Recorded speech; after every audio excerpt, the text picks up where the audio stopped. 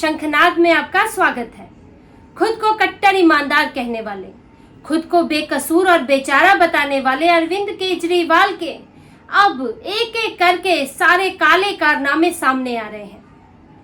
उनकी हकीकत, उनकी पार्टी की हकीकत, भ्रष्टाचार से जुड़े सबूत अब एक एक कर जांच एजेंसी सामने रख रही है। और ये सबूत, ये सारी बातें अरविंद केजरीवाल के करीबी लोग, इस शराब नीति में शामिल, इससे मिले पैसों में शामिल लोग ही सीबीआई को, जांच एजेंसियों को बता रहे हैं और सीबीआई इन्हें कोर्ट के सामने रख रही है। एक ऐसे ही सबूत और गवाह के बारे में सीबीआई ने अपनी 5वीं और अंतिम चार्जशीट में बताया है। निचली अदालत में चार्जशीट पेश की गई है और जल्द ही इसके बाद ट्रायल भी शुरू होगा। और इस चार्जशीट में बेहद गंभीर आरोप तो लगे ही है, साथ ही बड़े ही पुख्ता सबूत भी दिए गए हैं। इस चार्जशीट में बताया गया है कि गोवा के चुनाव में जो करीब 45 करोड़ रुपए इस्तेमाल हुए, वो कैसे इस्तेमाल हुए, और दो उम्मीदवार, आम आदमी पार्टी के 2 उम्मीदवारों ने इसकी पुष्टि की है कि उन्हें कितना पैसा मिला, कैसे मिला। ये पूरी कहानी बताई है। आपको भी ये कहानी बताती हूँ जो सीबीआई ने चार्जशीट में बताई है। आरोप लगाए हैं, ये गवाहों ने ये बयान दिए हैं और इसके आधार पर जो लगता है देख के कि दाल में कुछ तो काला है। हालांकि ये आरोप तो बाद में कोर्ट में सिद्ध होंगे, लेकिन ये लगता तो बिल्कुल है, ये साफ लगता है कि कुछ गड़बड़ तो जरूर है, जैसे कि बयान दिए गए हैं। अब ये 2 विधायक हैं जो आम आदमी पार्टी के ही विधायक हैं, उनके टिकट पर चुनाव लड़े हैं, ये किसी और पार्टी ने नहीं भेजे हैं। ये विधायक हैं महादेव नारायण नाइक और सत्य विजय नाइक। इन्होंने आम आदमी पार्टी के टिकट पर गोवा विधानसभा का चुनाव लड़ा था। फरवरी 2022 में चुनाव थे। जो महादेव नाइक है वो शिरोडा से लड़े थे और जो सत्य विजय नाइक है वो वालपोई से लड़े थे। 2 विधानसभा क्षेत्र है। ये दोनों विधायक, ये दोनों उम्मीदवार पूर्व विधायक थे, वहां से पहले भी लड़ चुके थे, जीते भी थे और दोनों बीजेपी से जुड़े हुए थे, बीजेपी से चुनाव लड़ते रहे थे। अब आम आदमी पार्टी चुनाव में उतर रही थी तो उन्हें मजबूत उम्मीदवार चाहिए थे। किसी नए को खड़ा करके जीतना भी आसान नहीं था और साथ में पैसा भी चाहिए था, और दोनों का इंतजाम किया गया। जैसे कि सीबीआई का आरोप है, पैसों का इंतजाम शराब नीति से किया गया और उम्मीदवार जुटाए गए दूसरी पार्टियों से। तो बीजेपी के ये उम्मीदवार लाने की कोशिश हुई, क्योंकि जीते हुए उम्मीदवार थे तो ये वहां पर चुनाव लड़ते रहे थे, तो सोचा गया कि उनको लाया जाए और इसकी जिम्मेदारी दी गई दुर्गेश पाठक को। दुर्गेश पाठक आम आदमी पार्टी के विधायक हैं, साथ में उन्हें चुनाव प्रभारी बनाया गया था गोवा का।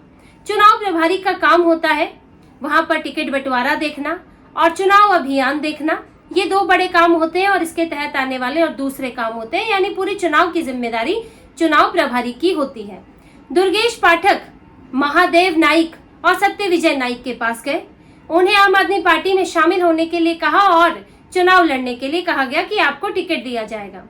अब इन दोनों उम्मीदवारों ने, जो बनने वाले थे उम्मीदवार आम आदमी पार्टी के, महादेव नाइक और सत्य विजय नाइक ने कहा कि हमारे पास इतना पैसा नहीं है कि हम लड़ सके चुनाव, क्योंकि अगर आप बीजेपी से चुनाव लड़ते हैं तो ये एक बड़ी पार्टी है, बड़ा फंड होता है और वहां से आपको पार्टी की तरफ से सहायता मिलती है, कुछ आप अपना पैसा भी लगाते हैं। लेकिन अगर वो आम आदमी पार्टी से चुनाव लड़ते, बिल्कुल नई पार्टी है, बीजेपी तो वहां सत्ता में भी रही है, लेकिन आम आदमी पार्टी बिल्कुल नई पार्टी है, तो उनको ये था हमारे पास भी पैसा नहीं है, आपके पास भी पैसा नहीं है, तो चुनाव लड़ेंगे कहां से। लेकिन दुर्गेश पाठक तो पूरी तैयारी करके गए थे, पैसों का इंतजाम तो हो चुका था। उन्होंने कहा कि आप पैसों की बिल्कुल चिंता मत कीजिए, पैसा पूरा पार्टी देगी, आप बस चुनाव लड़िए।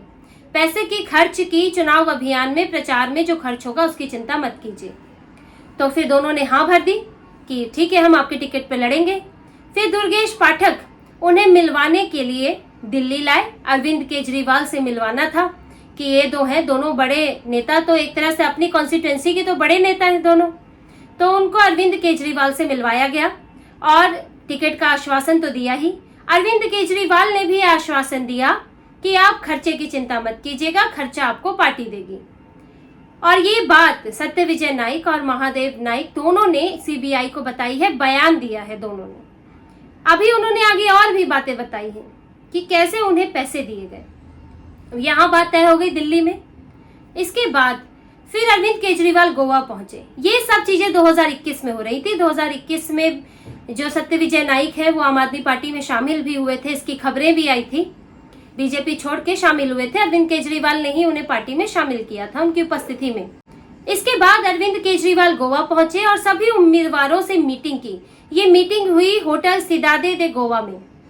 इसमें महादेव नाइक और सत्यविजय नाइक भी पहुंचे और अरविंद केजरीवाल ने सभी विधायकों को संबोधित किया, उम्मीदवारों को संबोधित किया। यहाँ उन्होंने साफ कहा, फिर से ये बात दोहराई कि आप पैसे की चिंता मत कीजिए, सिर्फ चुनाव लड़ने पर ध्यान दीजिए, पैसा आपको मिल जाएगा। ये पूरा आश्वासन अरविंद केजरीवाल ने दिया। यानी कि ऐसा नहीं था कि चुनाव प्रभारी दुर्गेश पाठक थे और वही सब देख रहे थे, अरविंद केजरीवाल को पता ही नहीं था कि गोवा में क्या हो रहा था, क्योंकि वो अपना पल्ला झाड़ लेते हैं कि मैंने तो ना उम्मीदवार चुने, मैंने तो ना वहाँ चुनाव प्रभारी था, मैंने तो दूसरे को नियुक्त कर दिया था, मुझे तो पता ही नहीं क्या हो रहा था। जैसे कि वो शराब नीति में कहते हैं, मैंने तो आदेश दिया था सिसोदिया को, सिसोदिया ने ही शराब नीति बनाई है, तो मुझे नहीं पता कि क्या हुआ। लेकिन ऐसा नहीं था, वो उम्मीदवारों से मिल रहे थे, होटल में ठहरे थे, इसके प्रमाण है, उनके होटल में ठहरने के सबूत भी हैं। उस मीटिंग में उन्होंने आश्वासन दिया और उसके बाद जैसा कि महादेव नाइक और सत्यविजय नाइक ने बताया है कि उनको करीब 15-16 लाख रुपए कैश दिए गए। अब आप समझिए, छोटी मोटी रकम नहीं है, 15-20 हजार रुपए नहीं है, 15-16 लाख रुपए कैश दिए गए। और ये कैश उन्हें मिलता है आम आदमी पार्टी के लिए काम करने वाले चंद्रप्रीत सिंह से। चंद्रप्रीत सिंह आम आदमी पार्टी का चुनाव प्रचार, चुनाव अभियान देख रहे थे और साथ में कैश भी मैनेज कर रहे थे। चंद्रप्रीत सिंह का नाम शुरू से शराब घोटाले में आ रहा है। उन्होंने अरविंद केजरीवाल के लिए एक और होटल बुक कराया था, तब एक इवेंट हुआ था, उसमें आम आदमी पार्टी के दूसरे नेता भी गए थे, अरविंद केजरीवाल भी पहुंचे थे और अरविंद केजरीवाल के लिए होटल बुक कराया था और ये चंद्रप्रीत सिंह ने किया था। उनके खाते में इसके लिए 10-12 लाख रुपए कहां से आए, चंद्रप्रीत सिंह ये नहीं बता पाए। सीबीआई जांच में, ईडी की पूछताछ में ईडी ने पूछा तो उन्होंने कहा कि मैं पहले काम करता था जहां, वहां से उसके पैसे हैं, लेकिन वो पहले कहाँ काम करते थे, ना जगह बता पाए, ना मालिक का नाम बता पाए, ना कंपनी का नाम बता पाए। तो चंद्रप्रीत सिंह तो पहले ही शक के दायरे में है और उन्होंने, जैसा कि आरोप लगा है, उन्होंने 15-17 लाख रुपए सत्यविजय नाइक और महादेव नाइक दोनों को करीब करीब इतने ही रुपए मिले और साथ में गाड़ियों और पेट्रोल डीजल के खर्च के लिए 1-2 लाख रुपए और अलग दिए गए और ये सब पैसा कैश में दिया गया। अब सीबीआई ने पूरी कहानी बता दी है कि कैसे उम्मीदवारों का सिलेक्शन हुआ। जिनके पास पैसा नहीं भी था उनको पैसा देने की बात हुई, अरविंद केजरीवाल मिले और फिर उन्हें कैसे नकदी पहुंचाई गई। साथ ही सीबीआई ने एक और बात बताई है कि ये नकदी दिल्ली से गोवा पहुंची कैसे। इसमें नाम आता है विनोद चौहान का और विनोद चौहान फिर जुड़ जाते हैं अरविंद केजरीवाल से, क्योंकि दोनों ही करीबी रहे हैं, दोनों के बीच अच्छे संपर्क हैं। इनकी चैट मिली है, विनोद चौहान के फोन से चैट्स मिली है जिसमें अरविंद केजरीवाल से उनकी लगातार बातचीत होती थी, जिसमें गुड मॉर्निंग गुड नाइट भी थे, कुछ विशेष मौकों पर बधाई भी थी, कुछ सरकारी स्तर की बातचीत भी थी। अब विनोद चौहान और अरविंद केजरीवाल जुड़े हुए हैं, ये ईडी ने साबित किया है, कोर्ट में सबूत दिए हैं। विनोद चौहान ने हवाला के जरिए दिल्ली से पैसा गोवा पहुंचाया और विनोद चौहान के फोन से 10-10 रुपए के 18 नोट मिले हैं, जो इस बात का प्रमाण है, जिनकी फोटोकॉपी है सीबीआई के पास। और करीब 18 करोड़ रुपया हवाला के जरिए पहुंचाने के लिए इस तरह के नोटों का इस्तेमाल हुआ और ये नोट जो है ये सबूत के तौर पर है, जो कि शराब नीति के जरिए किकबैक मनी में इस्तेमाल हुए। इतना ही नहीं, विनोद चौहान के ऊपर यह भी आरोप है कि के कविता की जो पीए है बुच्ची बाबू, उनसे करीब 25 करोड़ रुपए विनोद चौहान ने लिए और वो हवाला के जरिए गोवा पहुंचाए गए, क्योंकि ये साउथ ग्रुप नॉर्थ ग्रुप का पूरा इसमें कॉम्बिनेशन है। दोनों इस शराब घोटाले में जुड़े हैं। शराब नीति ही बनाई गई थी ताकि कारोबारियों की पसंद की शराब नीति बने, मार्जिन मनी बढ़ाया जाए, उनको मोनोपोली की जाए कुछ शराब कारोबारियों की, और इसके बदले वो करीब 90 से 100 करोड़ रुपया किकबैक मनी के तौर पर, रिश्वत के तौर पर आम आदमी पार्टी को दे।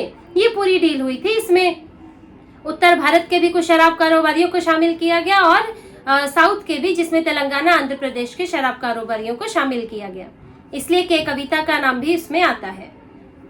अब विनोद चौहान ने पैसे पहुंचाए थे, इसमें ये बात हवाला के जरिए पहुंचाए गए, ये भी कुछ हद तक ये बात सीबीआई ने साबित करने की कोशिश की है और उस पैसे का गोवा में इस्तेमाल हुआ। अब अरविंद केजरीवाल अपने आप को फिर भी इन चीजों से अलग थलग कर लेते हैं। वो कह देंगे विनोद चौहान से मेरा संबंध ही नहीं था।